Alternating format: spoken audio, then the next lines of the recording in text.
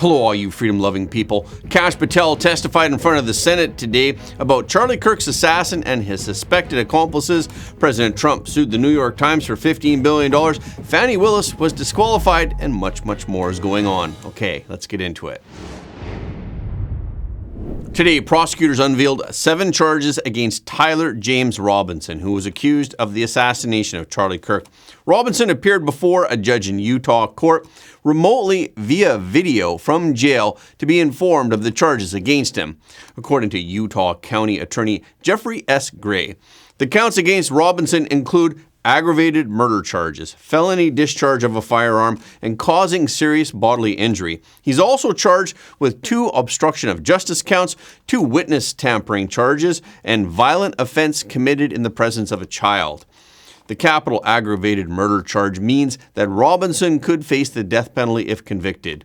And because prosecutors are seeking the death penalty, Gray recommended that Robinson be held without bail. Gray didn't go into details about a possible motive, and he noted that charges against Robinson are allegations and that Robinson still faces a jury trial. Gray also said that the witness tampering charges came from Robinson allegedly telling his partner and roommate, who is a male transitioning to be a female, to stay silent if police questioned him. Robinson also told his roommate to delete messages that contained incriminating evidence. Gray said that Robinson contacted his partner hours after Kirk was shot. Gray said that Robinson allegedly wrote in a text to his roommate, "Drop what you're doing, look under my keyboard." His roommate looked and allegedly found a note that stated, "I had the opportunity to take out Charlie Kirk and I'm going to take it."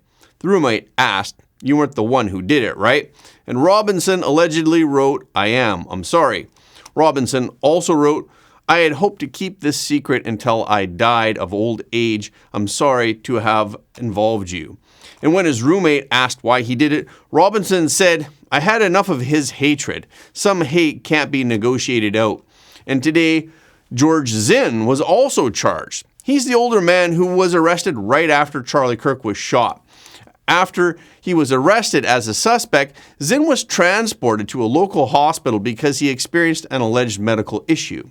At the hospital, Zinn stated that he was not the shooter.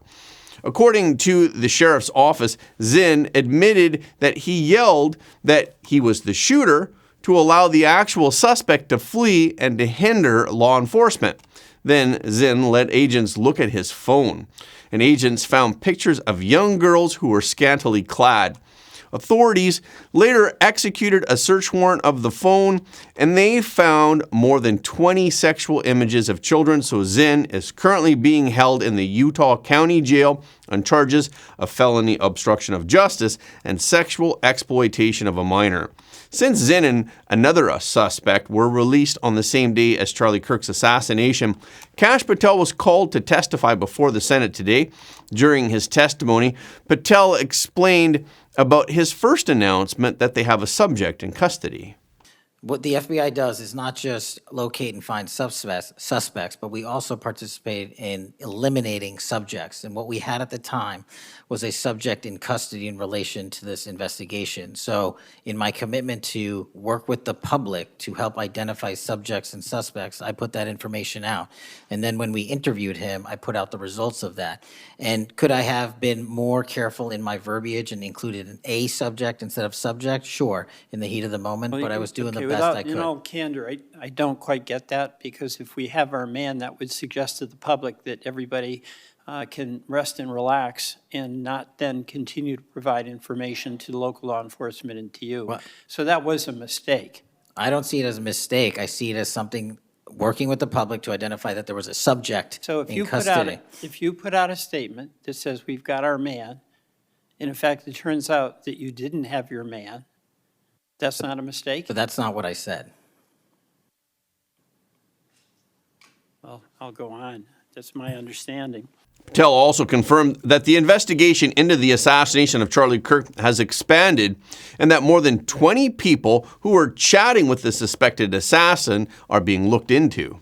So in terms of what we do for an interrogation perspective, we go and reach out to the family and community immediately. And we've conducted those investigations and interrogations with local law enforcement, and we're continuing to do that because those closest to the suspect are going to hopefully know the most about the suspect and his beliefs and his ideology. On top of that, unfortunately, it has been leaked that there was a Discord chat, and for those unfamiliar with it, it's a gaming chat room online that the suspect participated in. So what we're doing, we've already done, is serve legal process, not just on Discord, so that the information we gathered is sustained and held in a evidentiary posture that we could use in prosecution should it be decided to do so.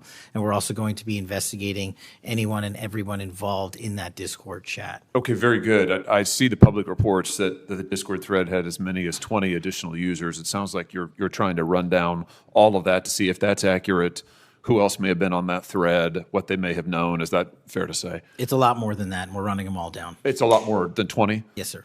Discord is a chat app that is generally used for gaming, but it can be used to communicate through private servers.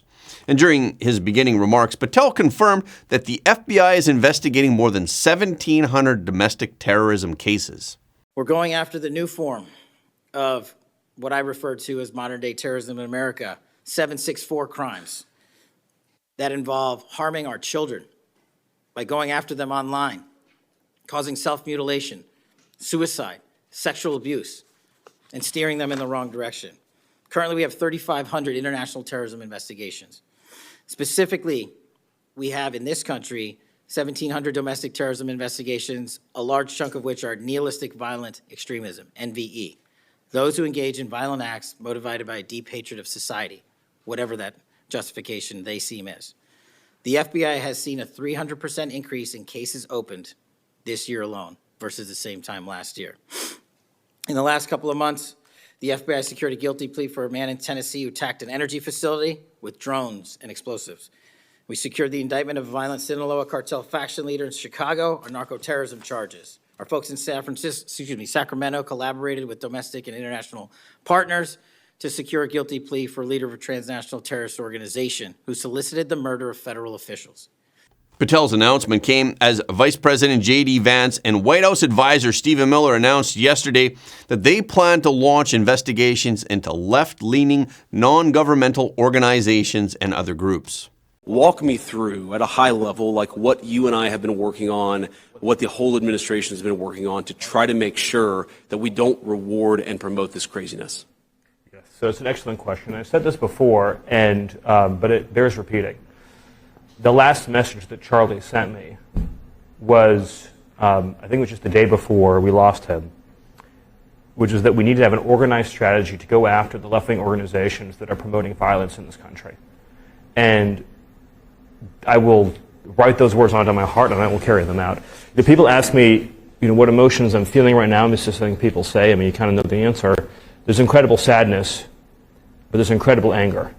And the thing about anger is that unfocused anger or blind rage is not a productive emotion. Right. But focused anger, righteous anger, directed for a just cause is one of the most important agents of change in human history.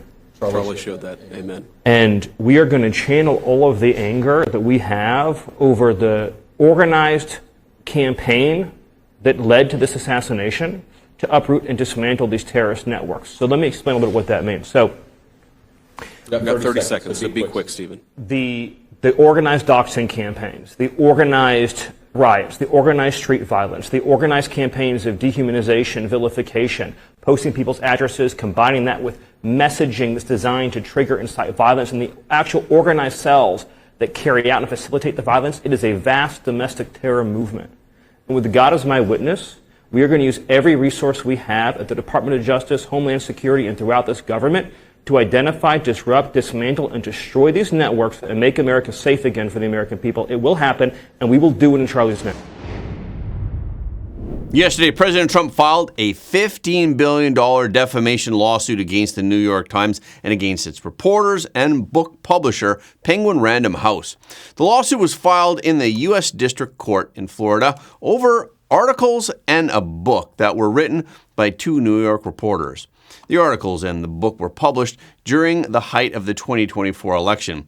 The lawsuit alleges that the articles and the book were crafted with actual malice calculated to inflict maximum damage on President Trump. President Trump announced the lawsuit in a Truth Social post. He said that the New York Times had become a virtual mouthpiece for the radical left Democrat Party. And he referred to the New York Times endorsement of Kamala Harris during her run for president. President Trump wrote, "Their endorsement of Kamala Harris was actually put dead center on the front page of the New York Times, something heretofore unheard of." The lawsuit accuses the New York Times of spreading lies about President Trump, his family, his businesses, the America First movement, the Make America Great Again movement, and the nation as a whole. President Trump wrote, "The New York Times has been allowed to freely lie, smear, and defame me for far too long, and that stops now." In his post, President Trump also referenced previous lawsuits that he filed against ABC News and anchor George Stephanopoulos, and another against Paramount and CBS. President Trump said that both cases were settled in record amounts. In the first case, ABC News and Stephanopoulos subsequently agreed to a settlement, which included a $15 million charitable contribution, $1 million for President Trump's attorney fees, and a formal apology. And in the second case, Paramount paid $16 million to settle the lawsuit. President Trump also announced in July that he anticipated another $20 million from the new owners of Paramount, which he said would come in the form of advertising, public service announcements, or similar programming. Today, the Georgia Supreme Court rejected Fulton County District Attorney Fani Willis's appeal to prosecute President Trump over the 2020 presidential election. The court's 4-3 decision upheld a lower court ruling that disqualified Willis over a significant appearance of impropriety because of her romantic relationship with a top prosecutor in the case. Willis had attempted to prosecute President Trump and his allies in Georgia for allegedly attempting to overthrow the 2020 election. In Georgia, the Council of Prosecuting Attorneys could step in with a new prosecutor, but that process could drag on for months, which would leave the case stuck in limbo. Steve Sadow, President Trump's lead attorney in Georgia, said in a statement, "This proper decision should bring an end to the wrongful political lawfare persecution of the president." Steve Moran, who chairs the White House Council of Economic Advisors, will now join the Federal Reserve Board of Governors. Yesterday, senators voted 48-47 to confirm Moran's nomination. The vote now could give Moran an immediate voice in the Federal Reserve rate cut decision at this week's meeting. The Federal Reserve's independence has been a central theme throughout the confirmation process of Moran. Throughout the confirmation process, those who oppose Moran argue that Moran had not resigned from the White House. In response, Moran said that he will keep his White House position, but he will take unpaid leave to serve on the central bank board. But critics argued that the Fed's independence would be threatened if a White House appointee worked on the central bank board. Critics argued that Moran would serve as President Trump's proxy and blur the lines between the White House and Fed independence. In response, Moran said that he would continue to support central bank independence and make decisions based on economic data. President Trump picked Moran to fill the seat that was vacated by former Governor Adriana Kugler, who abruptly announced her resignation in August. Moran will now serve until January 31st, 2026, when Kugler's term expires. President Trump is also planning to remove Federal Reserve Governor Lisa Cook from the board. He fired Cook back in August, but Cook filed a lawsuit and challenged President Trump's cause for firing her. The cause President Trump used was mortgage fraud allegations against Cook. But yesterday, just one day before the Fed's meeting, a federal appeals court blocked President Trump from firing her. A panel of judges said that President Trump's move to fire Cook violated the process, which means that Cook never got notice or a chance to respond. So for now, Cook stays in her seat on the central bank board in the Fed's meeting while her lawsuit moves forward. The Federal Reserve is expected to cut interest rates during its Federal Open Market Committee meeting today and tomorrow. Early this morning, the Israeli military said it had launched an operation to destroy Hamas infrastructure in Gaza City, and they urged residents to evacuate to the south of Gaza. A spokesperson for the Israeli Defense Forces, the IDF, said in a social media post that Gaza City is considered a dangerous combat zone, and they warned that staying in the area puts you in danger. The announcement came after the IDF expanded its presence in the area in order to seize control of Gaza City despite international criticism. Today, the United Nations published a report which concluded that Israel's actions in Gaza amount to genocide. In response, Israel rejected the report immediately. Israeli Defense Minister Israel Katz said on X that the IDF was striking with an iron fist at the terrorist infrastructure. IDF soldiers are fighting bravely to create the conditions for the release of the hostages and the defeat of Hamas. Yesterday, Secretary of State Marco Rubio also visited Israel following Israeli strikes that targeted Hamas leaders in Qatar. At least 6 people were killed in the Israeli strike in Qatar. Arab and Muslim nations denounced that strike at a summit yesterday. President Trump also expressed disapproval of the Israeli strike in Qatar. After leaving Israel, Rubio arrived in Qatar today for talks with its ruling emir. The talks today covered U.S.-Qatar cooperation on regional stability, efforts to end the war in Gaza, and the release of hostages in Gaza. Speaking to journalists on his way to Qatar, Rubio confirmed that Israel started the strikes in Gaza City. Rubio said, the Israelis have begun to take operations there, so we think we have a very short window of time in which a deal can happen. We don't have months anymore. We probably have days and maybe a few weeks. But Rubio noted that the U.S.'s preferred outcome is a negotiated settlement in which Hamas would demilitarize, disband, release all hostages, and cease posing a threat. After Qatar, Rubio traveled to the UK ahead of President Trump's state visit. Then President Trump and First Lady Melania arrived in London today, where they will be guests of King Charles III and Queen Camilla. Yesterday, we discussed how the Chinese Communist Party recently confirmed the purging of 4 senior military officers. Today, we'll discuss more about the CCP's ongoing purging of the rocket force. Ever since the purge of the rocket force began, the situation within the CCP's top leadership has undergone significant changes. The faction that initiated the purge may now itself be facing the same fate. The predecessor of the rocket force was the 2nd Artillery Force. Since July 2023, when the rocket force corruption scandal erupted, at least 6 senior officers from the rocket force and the 2nd Artillery Force have passed away, including 4 lieutenant generals. Lieutenant General Zhang Yuting, the former deputy commander of the 2nd Artillery Force of the Chinese Communist Party, died of illness on October 3, 2024. He was 77 years old at the time. Official reports state that he died of natural causes. Senior military officers in the Chinese Communist Party often live longer than the general public, with many reaching ages of over 90. Consequently, many people believe his death was not a normal one. Zhang and Wei Fenghe had been colleagues for many years at the 2nd Artillery Command, the predecessor of the rocket force. 3 months before his death, Wei Fenghe was indicted on bribery charges. 3 months later, Zhang died. Some people believe he died of fright. The successor to Wei as commander of the rocket force was Zhao Yanning. Zhao served in this position for over 4 years. His successor was Li Yuchao. On September 26, 2023, Li and Zhao were also relieved of their roles as military delegates, indicating that they had been purged. Coincidentally, Zhang had connections with all 3 of these disgraced rocket force commanders. He had worked alongside each of them. Under the Chinese Communist Party, promotions and purges are never limited to one individual. There's a saying in China, when one prospers, all his men prosper. When one suffers, all his men suffer.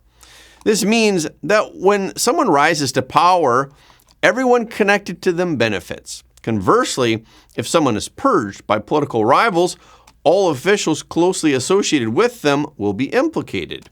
Zhang had worked with all three purged commanders of the rocket force for many years, making it highly likely that they would be implicated. Even if authorities hadn't yet targeted him, he knew this outcome was inevitable. The psychological pressure that he faced was unimaginable. It was only natural that the fear would make him ill.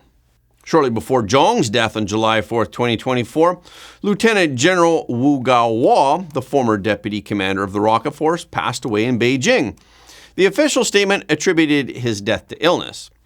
Wu was even younger at the time of his death. He was only 66 years old. There had been no prior reports of him suffering from any life-threatening illness. His former superior, though, Major General Zhong Xiaoyang, revealed in a WeChat Moments post that Wu had hanged himself in his bathroom at home. This underscores the brutal intensity of factional struggles at the time. Wu also had deep ties with Wei. During Wei's tenure as the first commander of the rocket force, Wu served as deputy commander, consistently acting as Wei's second-in-command. To find evidence of Wei's alleged crimes, the CCP will undoubtedly start with those closest to him. As a senior CCP official, Wu should be acutely aware of the brutal methods that the party employs against opposing factions. Faced with the impossibility of living with dignity, death may have seemed to be the only choice. According to an incomplete tally by Epoch Times reporters, since the Rocket Force corruption scandal erupted, at least 4 additional senior officers from the 2nd Artillery Force have died of illness. Wang Jirbin, whose status as a National People's Congress deputy was revoked, and he had previously held a position in the Rocket Force. He was appointed as the Secretary of the Commission for Discipline Inspection of the Rocket Force in December of 2023. These generals were all promoted by Xi Jinping and were considered his loyalists.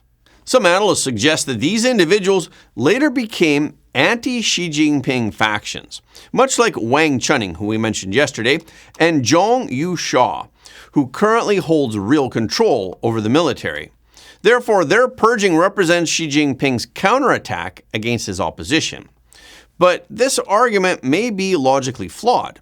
Xi Jinping's primary rival within the military at present is Yu Shua. Since Yu Shua does not hold a position within the rocket force, purging corrupt officers within that branch would not affect Yu Shua's sphere of influence. The Chinese Communist Party treats all personnel decisions regarding military commanders as classified information. However, we can still glean some insight from news reports. For instance, after the removal of Armed Police Commander Wang Chunning, who took over his position? The answer is Cao Zhenzhong, an officer who served long-term in the 13th Group Army. The 13th Group Army was Yu Shua's domain. From 1994 to 2005, Yu Shua served as deputy commander and commander of the 13th Group Army. Cao rose through the ranks there, making him a loyal and long-serving subordinate of Yu Shua. Moreover, another deputy commander of the People's Armed Police Force, Fu Wenhua, also maintains close ties with Yu Shua. Fu previously served in the Shenyang military region, where Yu Shua served as commander from 2007 to 2012. Fu was promoted through the ranks under Yu Shua's patronage. It's evident that the People's Armed Police Force has been fully taken over by the Yu Shua faction. As mentioned earlier, the armed police serves as the core pillar for the Chinese Communist Party to maintain its rule, possessing dual attributes as both a paramilitary force and a quasi-state security apparatus. Whoever controls the armed police effectively holds the lifeline of the CCP's stability maintenance system. Therefore, regardless of who initiated the purge within the rocket force's top rank, or who the initial target was, the current outcome is that Xi Jinping's faction has been weakened while Yu Shua has gained the upper hand. This aligns with rumors circulating this year about Xi Jinping's declining influence. The intensity of the factional struggle is also evident. And that's a wrap for this episode. Thank you so much for your support of Front Page. Please remember to leave a comment below the video. This is really helping us to be seen all around the world. The more people who watch Front Page, the more freedom-loving people the world will have. And please hit the like button and hit the notification bell after subscribing. And please share this video with your friends and family because everybody deserves to know the truth.